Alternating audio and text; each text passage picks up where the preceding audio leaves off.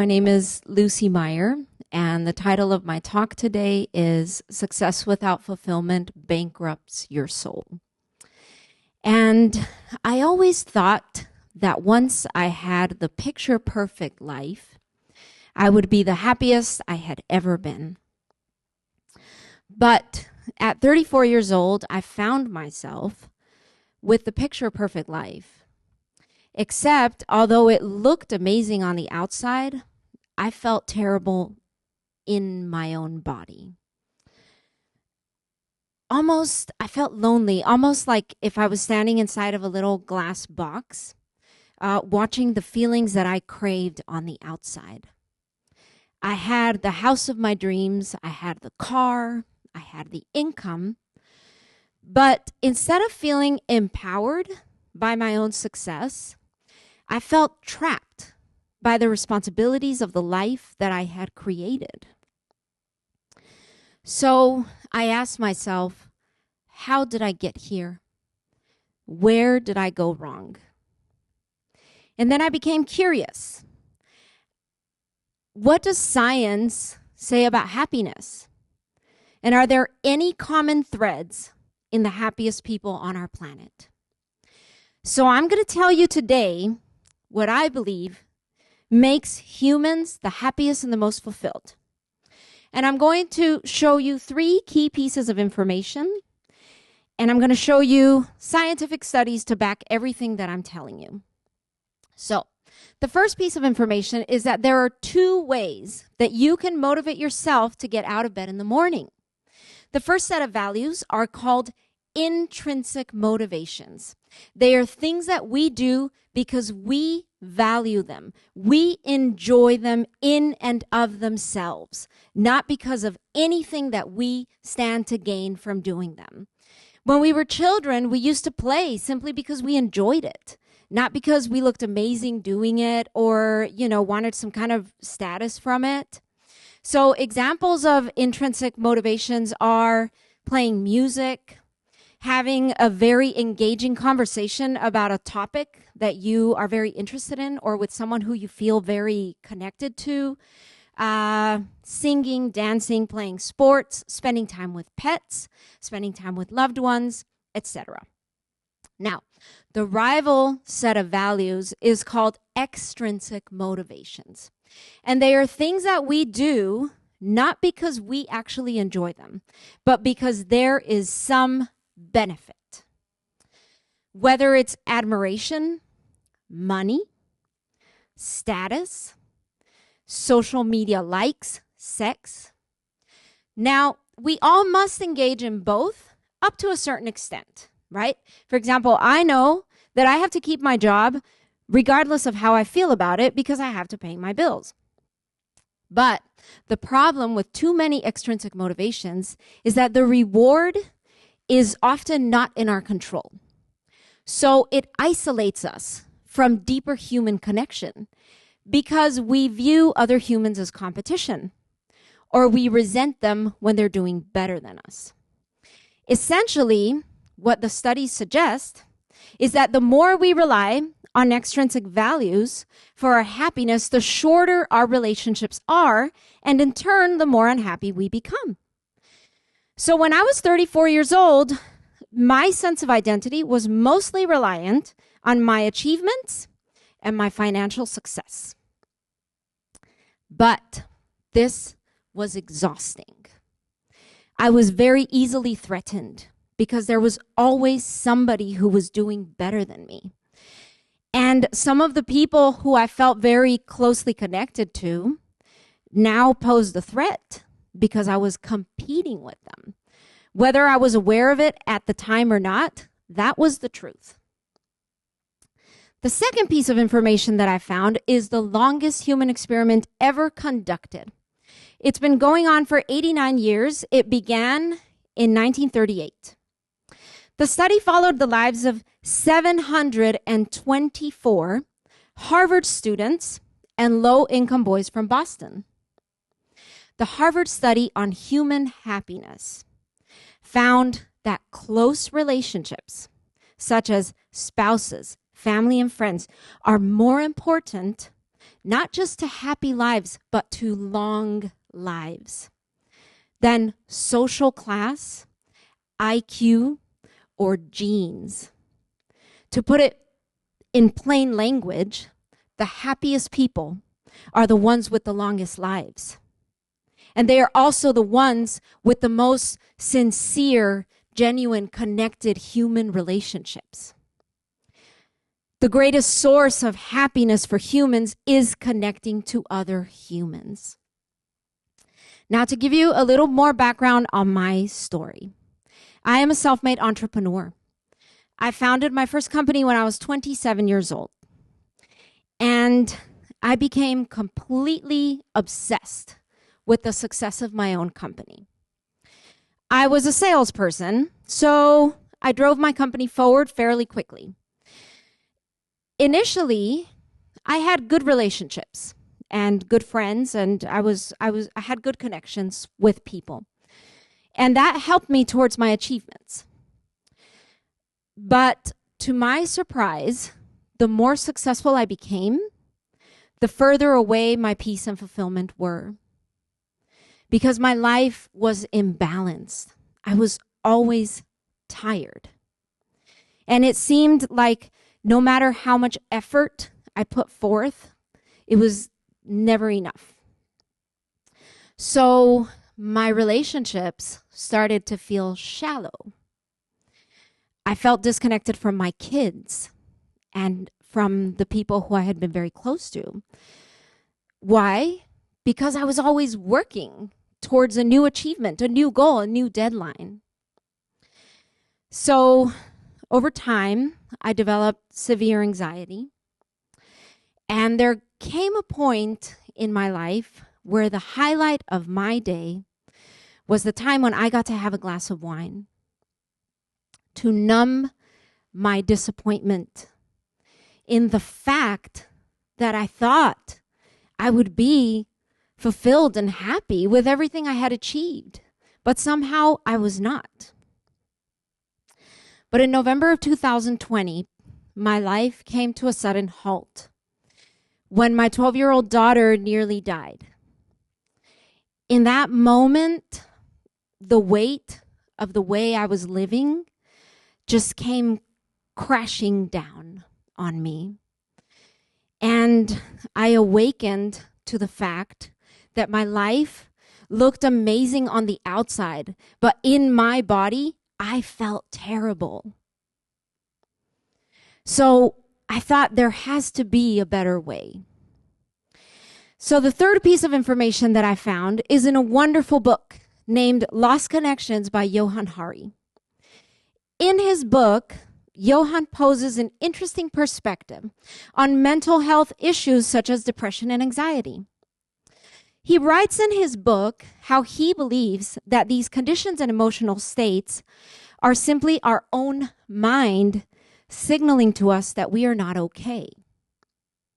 But sadly, the world treats these conditions with medications.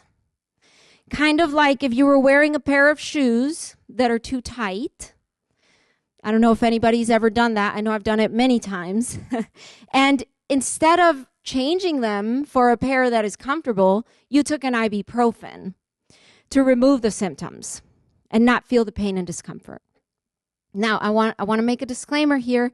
I'm not speaking against medications, but just hear me out. So in the book, Johann tells a story about a farmer in Cambodia who lost a leg in the rice fields because he stepped on a mine. So he was given an artificial limb. And over time, he went back to working in the rice fields. But working in the rice fields with an artificial limb was extremely painful for this man. It was a heavy hardship for him to bear. So he developed extreme depression, and he would cry all day and refuse to get out of bed. So the doctors gave him strong medications to manage his emotional conditions, but they were not helping, and his body was deteriorating rapidly.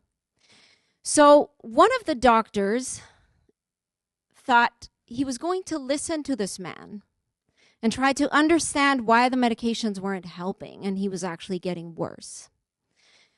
So as the doctor listened, he realized that this man was not ill. Everything he said was very reasonable. He was simply reacting to all the pain and trauma of his own situation. The doctor had an idea to make a collection with the community so that they could buy this man a cow. His idea was that if the man could become a dairy farmer, he wouldn't have to work in the rice fields, and therefore he wouldn't be in so much pain on a daily basis. So the community rallied, and they bought the man a cow. The results were fast and astounding. Within 2 weeks, the crying had stopped. Within a month, the man was no longer depressed. So back to my story in 2020. As I read this story, I regained my hope.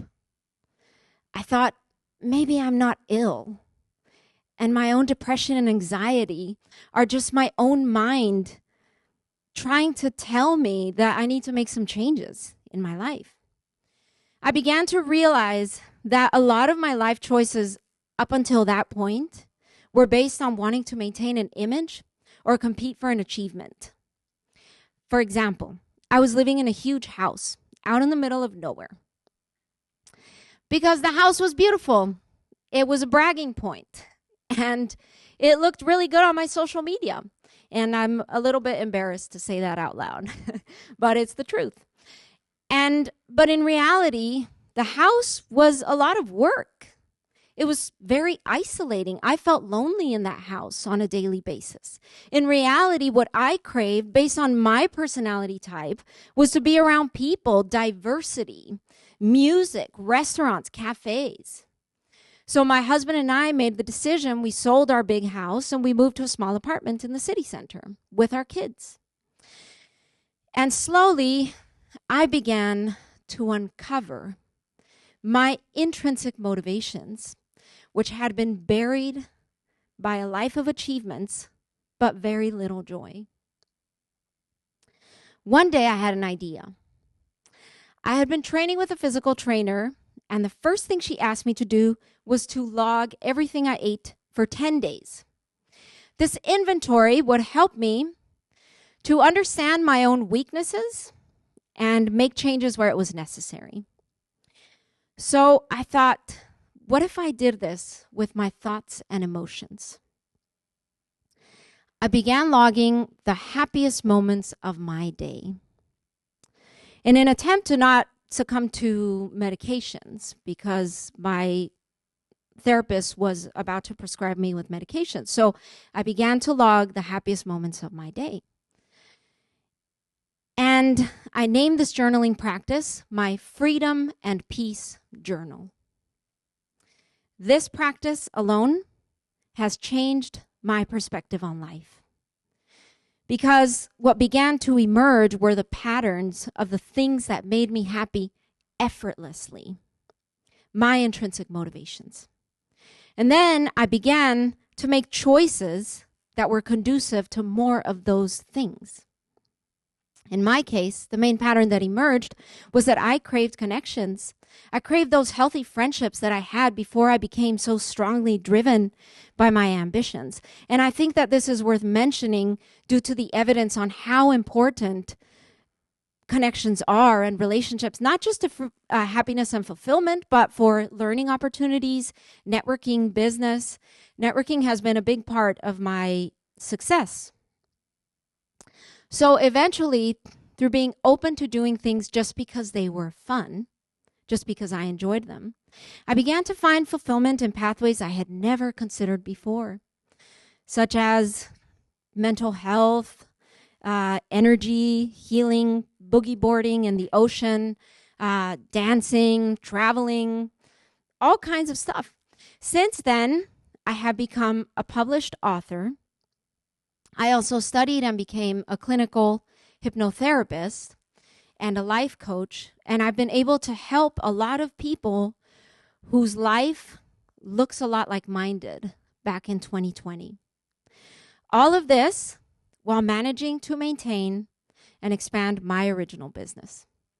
I can tell you that today, my life is 100% better, more balanced.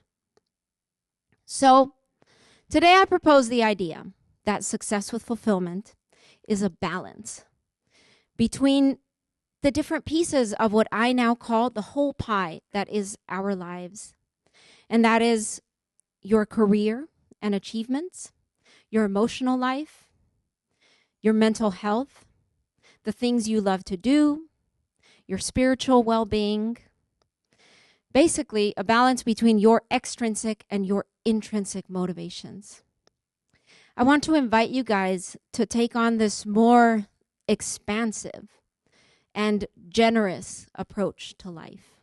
And I want to leave you with 5 practical tools that helped me to shift my perspective on success.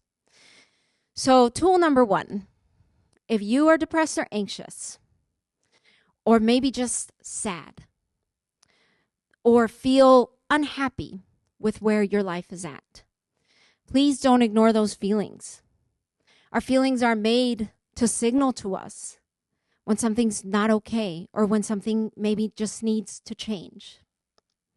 Tool number 2, use my freedom and peace journaling practice to discover those things that make you happy effortlessly. Tool number 3, spend time every day doing those things for at least 30 minutes. You don't have to quit everything else to do those things you love. I mean, maybe eventually they will become a source of income or something that you do professionally, but you don't have to put that pressure on yourself from the start. However, doing the things you love every day will significantly improve the quality of your life. Tool number 4, always make time for healthy relationships in your life. And tool number 5, remember, we often choose things because they look picture perfect. They look amazing.